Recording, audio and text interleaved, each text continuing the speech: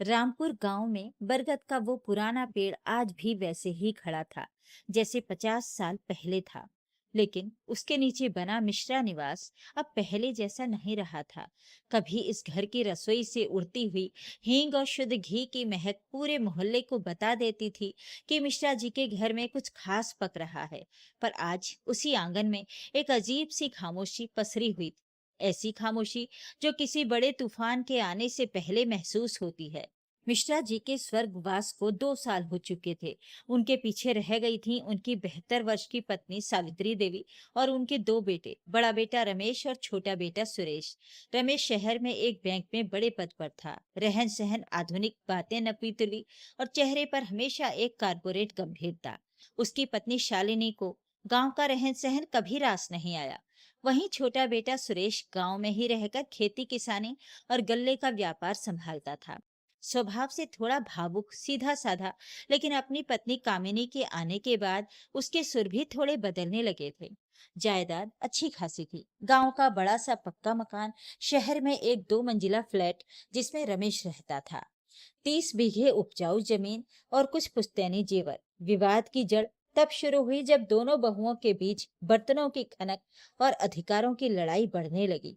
शालिनी का मानना था कि चूंकि रमेश ने शहर के फ्लैट की कुछ किस्तें चुकाई हैं, इसलिए वो पूरा फ्लैट उनका हुआ और गांव की जमीन में भी आधा हिस्सा चाहिए। कामिनी का तर्क था कि सुरेश ने दिन रात एक करके गांव की जमीन को सींचा है और बूढ़ी माँ की सेवा की है, इसलिए गांव का मकान और पूरी जमीन पूरी तरह उनकी होनी चाहिए। बात बढ़ते बढ़ते उस मोड़ पर आ गई जहां दोनों भाइयों ने एक दूसरे से सीधे बात करना बंद कर दिया। दोनों भाइयों ने माँ से कह दिया कि अब सारी संपत्ति का बंटवारा हो जाना चाहिए। कार्तिक के महीने की एक गुनगुनी सुबह थी। आंगन में 2 तख्त डाल दिए गए थे। गांव के सरपंच राम खिलावन और 2-4 संभ्रांत बुजुर्ग गवाह के तौर पर बैठे थे। दोनों भाई आमने सामने बैठे थे, नजरें झुकी हुई।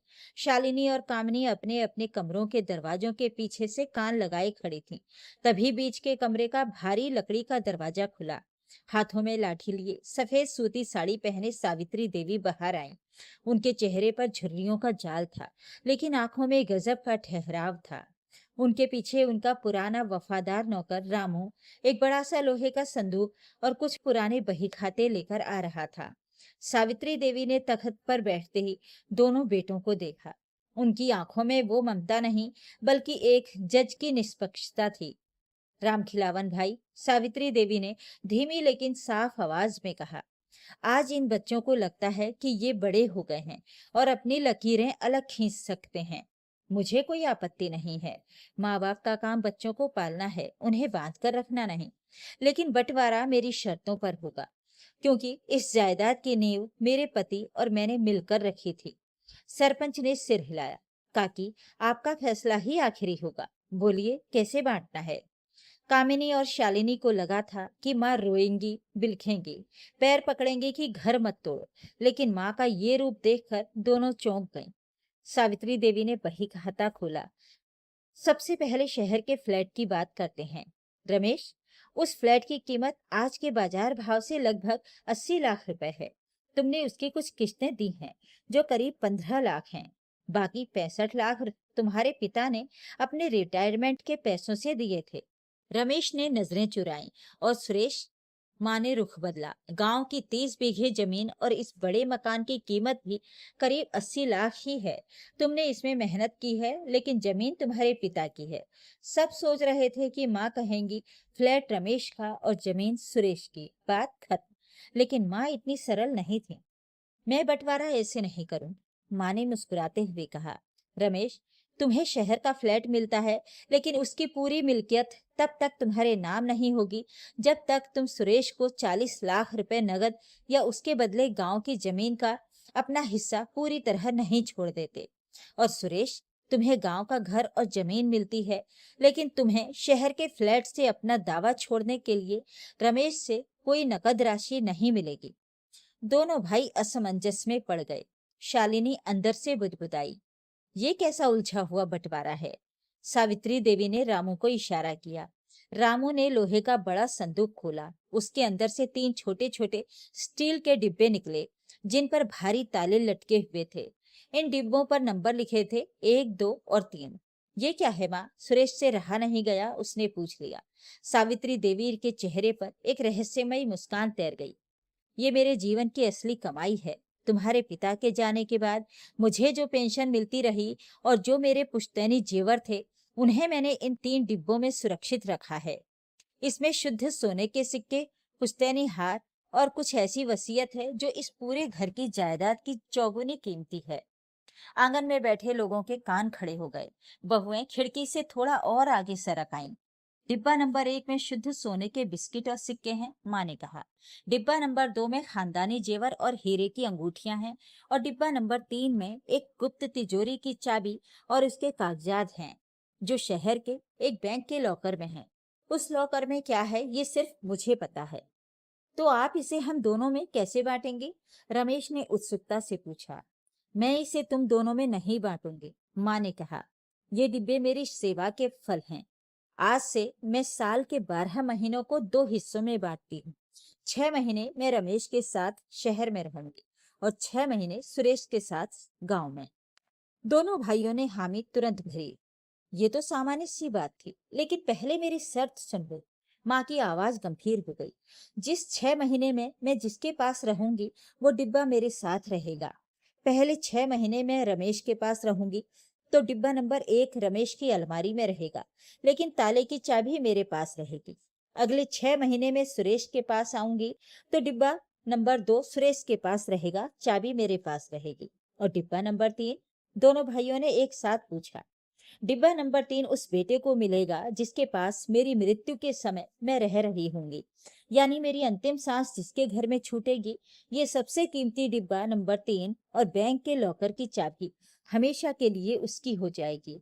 और केवल यही नहीं, जो बेटा मेरी सबसे अच्छी देखभाल करेगा, उसे मैं अपने जीवन के आखिरी दिनों में डिब्बा 1 और 2 की चाबियां भी सौंप सकती हूँ। सरपंच राम खिलावन अपनी लाठी टेकते हुए खड़े हो गए और जोर से हंसे।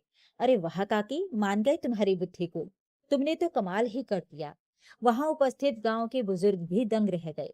माँ ने बड़ी ही चतुरता से अपनी सुरक्षा और सम्मान का ऐसा ताना बाना बुना था कि अब दोनों बेटे और बहुएं माँ को अपने पास रखने के लिए भगवान से दुआ मांगेंगे।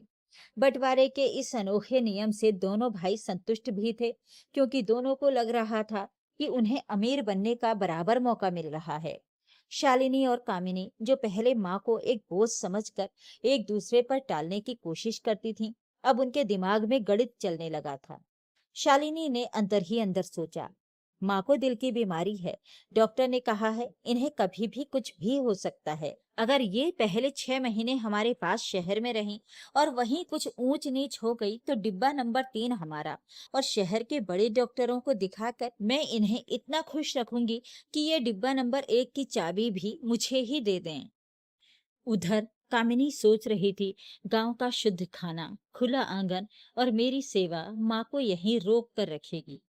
माँ ज्यादातर समय यहीं बिताना चाहेंगी। डिब्बा नंबर 3 तो गांव के घर में ही खुलेगा। अगले ही दिन से माँ का पहला 6 महीना शुरू हुआ। रमेश और शालिनी माँ को बड़े आदर के साथ चमचमाती कार में बिठाकर शहर ले गए।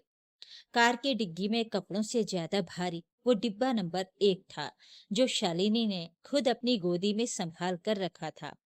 शहर पहुंचते ही माँ का जीवन बदल गया। जो शालिनी पहले माँ के कमरे में जाने से कतराती थी, अब सुबह 6 बजे ही बादाम वाला दूध लेकर माँ के सिरहाने खड़ी रहती। माँ जी, आज आपके लिए बिना तेल की कढ़ी बनाई है।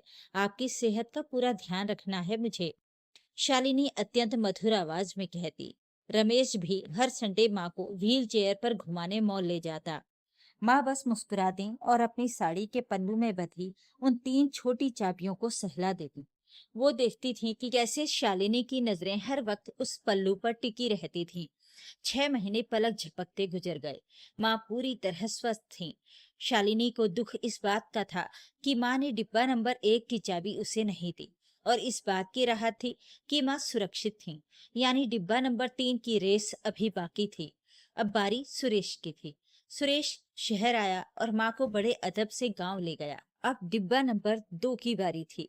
गांव आते ही कामिनी ने माँ के पैर दबाने शुरू कर दिए। माँ जी, शहर में तो आप कोठरी में बंद थी। देखिए, आपके लिए गाय का ताजा मक्खन निकाला है। आपकी सेवा में कोई कमी नहीं होगी। सुरेश भी सुबह शाम माँ के पास बैठता, उनके पैर दबाता, रामायण पढ़कर सुनाता। माँ गांव के खुले आंगन में नीम के पेड़ के नीचे बैठती और डिब्बा नंबर 2 उनकी खाट के नीचे रखा रहता।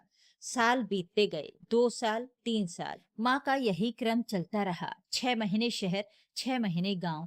लेकिन इस लालच से शुरू हुई सेवा का एक बहुत ही खूबसूरत और अप्रत्याशित परिणाम निकला। जब कोई व्यक्ति लगातार किसी की सेवा करता है, उसके सुख दुख का ध्यान रखता है, तो धीरे धीरे वो दिखावा, वो लालच वास्तविक प्रेम में बदलने लगता है। शहर में जब एक बार माँ को तेज बुखार आया, तो शालिनी पूरी रात सोई नहीं। वो माँ के सिर पर पानी की पट्टियां रखती रही और उसकी आंखों में सचमुच के आंसू थे। उस रात वो डिब्बा नंबर 3 के बारे में नहीं, बल्कि अपनी माँ के बारे में सोच रही थी, जिसने उसे अपनी बेटी की तरह हर गलती पर माफ किया था। उधर गांव में जब सुरेश की बेटी बीमार हुई, तो माँ ने अपने पुराने घरेलू नुस्खों से और पूरी रात रात भर जागकर बच्चे को ठीक किया। कामिनी का दिल भर आया। उसे एहसास हुआ कि माँ कोई जायदाद की चाबी नहीं, बल्कि उस घर की सुरक्षा कवच है। अब दोनों भाइयों और बहुओं के बीच होड़ तो थी, लेकिन वो लालच की नहीं, बल्कि इस बात की थी कि माँ को किसके पास ज्यादा सुकून मिलता है। दोनों भाई अब आपस में फोन पर बात करने लगे थे। भाई, माँ का ब्लड प्रेशर कैसा है? भाभी, माँ को ठंड से बचाना। बंटवारे की जो दीवार खड़ी हुई थी, वो माँ की इस चालाकी के आगे धीरे धीरे ढहने लगी थी। 5 साल बीत चुके थे। सावित्री देवी अब 77 वर्ष की हो चुकी थीं। उनका शरीर काफी कमजोर हो गया था। ये संयोग था या ईश्वर की मर्जी? उस समय माँ गांव के घर में थीं और उनके 6 महीने पूरे होने वाले थे। रमेश और शालिनी उन्हें शहर ले जाने के लिए गांव आए हुए थे। पूरा परिवार आंगन में इकट्ठा था। माँ खाट पर लेटी हुई थी। उनके चेहरे पर एक असीम शांति थी। उन्होंने दोनों बेटों और बहुओं को पास बुलाया। रमेश, सुरेश, शालिनी, कामिनी। माँ की आवाज बहुत धीमी थी। आज मेरा समय आ गया है। मैं बहुत खुश हूँ कि मेरे दोनों बेटों के घर भरे पूरे हैं और तुम दोनों ने मुझे बहुत प्यार दिया। कामिनी रोने लगी। माँ, ऐसी बातें मत कीजिए। अभी तो आपको हमारे बच्चों की शादियां देखनी हैं। माँ ने मुस्कुराकर अपने पल्लू से वे 3 चाबियां निकाली। उन्होंने तीनों डिब्बों को सामने रखने को कहा। मेरी शर्त के मुताबिक, माँ ने हांफते हुए कहा। डिब्बा नंबर 3 और बैंक के लॉकर की चाबी सुरेश की हुई, क्योंकि मेरी अंतिम सांसें यहाँ गांव में हैं। लेकिन तुम दोनों भाइयों ने मेरी जो सेवा की है, उसके बाद मेरे लिए तुम दोनों बराबर हो। इसलिए मैं डिब्बा नंबर 1 की चाबी शालिनी को और डिब्बा नंबर 2 की चाबी कामिनी को सौंपती हूँ। कहकर माँ ने अपनी आंखें मूंद ली। मिश्रा निवास में रोना पीटना मच गया। दोनों भाई माँ के पार्थिव शरीर से लिपटकर रो रहे थे। आज किसी को डिब्बे की परवाह नहीं थी। सब अपनी माँ के जाने के गम में डूबे थे। दाह संस्कार और 13वीं के सारे संस्कार पूरे होने के बाद गांव के सरपंच और बुजुर्गों की मौजूदगी में उन तीनों डिब्बों को खोलने का वक्त आया। शालिनी ने कांपते हाथों से डिब्बा नंबर 1 खोला। सबको उम्मीद थी कि उसमें सोने के बिस्किट होंगे, लेकिन जैसे ही डिब्बा खुला, उसमें से सोने के बिस्किट नहीं, बल्कि पीतल के पत्थरों पर सोने का पानी चढ़ाया हुआ नकली बिस्किट निकला। और उसके नीचे एक पत्र था। कामिनी ने उत्सुकता से डिब्बा नंबर 2 खोला। उसमें पुश्तैनी जेवर की जगह गिलट के और आर्टिफिशियल गहने थे, जो दिखने में चमकीले थे, पर उनकी कोई कीमत नहीं थी। उसमें भी एक पत्र था। सब सन्न रह गए। सरपंच ने कहा, सुरेश, अब तुम डिब्बा नंबर 3 खोलो। सुरेश ने रोते हुए डिब्बा नंबर 3 खोला। उसमें बैंक के लॉकर की एक चाबी थी और एक मुख्य पत्र था। सरपंच ने उस मुख्य पत्र को पढ़ना शुरू किया। पत्र में सावित्री देवी की लिखावट थी। मेरे प्यारे बच्चों, रमेश, सुरेश, शालिनी और कामिनी, जब तुम ये पत्र पढ़ रहे होगे, मैं इस दुनिया से जा चुकी होंगी। तुम लोग सोच रहे होगे कि माँ ने तुम्हारे साथ धोखा किया, डिब्बों में नकली सामान रखा। लेकिन सच ये है बच्चों कि मेरे पास कोई सोना चांदी या हीरे नहीं थे। तुम्हारे पिता एक ईमानदार सरकारी मुलाजिम थे। उन्होंने जो कमाया वो तुम दोनों की पढ़ाई और शादियों में लगा दिया। जब तुम दोनों ने बंटवारे की बात की तो मेरा दिल टूट गया था। मुझे डर था कि तुम दोनों अलग तो हो ही जाओगे, साथ ही लालच में आकर एक दूसरे के दुश्मन भी बन जाओगे और मुझे एक बोझ समझकर किसी कोने में फेंक दोगे। इसलिए मुझे ये चालाकी भरी कहानी गढ़नी पड़ी। इन नकली डिब्बों के लालच में ही सही तुमने मुझे अपने पास तो रखा, लेकिन मुझे गर्व है कि पिछले 3 सालों में तुम्हारा ये लालच सच्ची ममता और आदर में बदल गया। तुमने मेरी जो सेवा की वो किसी भी असली सोने चांदी से करोड़ों गुना कीमती थी। तुमने मुझे बुढ़ापे में अकेला नहीं होने दिया। पत्र में आगे लिखा था, अब रही बात डिब्बा नंबर 3 की और उस बैंक लॉकर की। उस लॉकर में कोई खजाना नहीं है। उसमें तुम्हारे पिता की डायरी, मेरी शादी का असली मंगलसूत्र जो मैंने कभी नहीं बेचा, और इस घर के वो पुश्तैनी कागजात हैं जो ये साबित करते हैं कि ये घर और जमीन किसी एक की नहीं बल्कि तुम दोनों की संयुक्त संपत्ति है। मेरी अंतिम इच्छा यही है कि शहर का फ्लैट और गांव का घर तुम दोनों आधा आधा बांटो नहीं, बल्कि जब भी रमेश गांव आए तो ये घर उसका हो और जब सुरेश शहर जाए तो वो फ्लैट उसका हो। पूरे आंगन में सन्नाटा छा गया। शालिनी और कामिनी की आंखों से अविरल आंसू बह रहे थे। उन्हें अपनी सोच पर शर्म आ रही थी और माँ की उस ममतामयी स्मार्टनेस पर गर्व जिसने धन के लालच को पारिवारिक प्रेम में बदल दिया था। रमेश और सुरेश ने एक दूसरे को देखा। दोनों के बीच की सालों की बर्फ पिघल चुकी थी। दोनों आगे बढ़े और एक दूसरे को गले से लगा लिया। दुनिया सचमुच दंग थी। एक बूढ़ी माँ ने बिना किसी अदालती कागजात के, बिना किसी विवाद के, अपनी बुद्धिमत्ता और चालाकी से न सिर्फ एक घर को टूटने से बचा लिया था, बल्कि अपने बेटों को उम्र भर के लिए एक दूसरे का संबल बना दिया था। दोस्तों, आज के आधुनिक दौर में जहाँ कई बुजुर्गों को वृद्धाश्रम भेज दिया जाता है या उन्हें बोझ समझा जाता है, वहाँ इस कहानी की माँ का तरीका आज के परिवारों को क्या संदेश देता है? यदि आप रमेश या सुरेश की जगह होते और अंत में आपको पता चलता कि डिब्बों में नकली सामान था, तो आपकी पहली प्रतिक्रिया क्या होती? क्या आप माँ के इस फैसले से संतुष्ट होते? इस पूरी कहानी में आपको सबसे भावुक या दिल को छू लेने वाला अंश कौन सा लगा, जिसने आपको सोचने पर मजबूर कर दिया? कमेंट करके जरूर बताइएगा। वीडियो को लाइक करें, शेयर करें और मेरे चैनल को सब्सक्राइब भी जरूर कर लीजिएगा। धन्यवाद।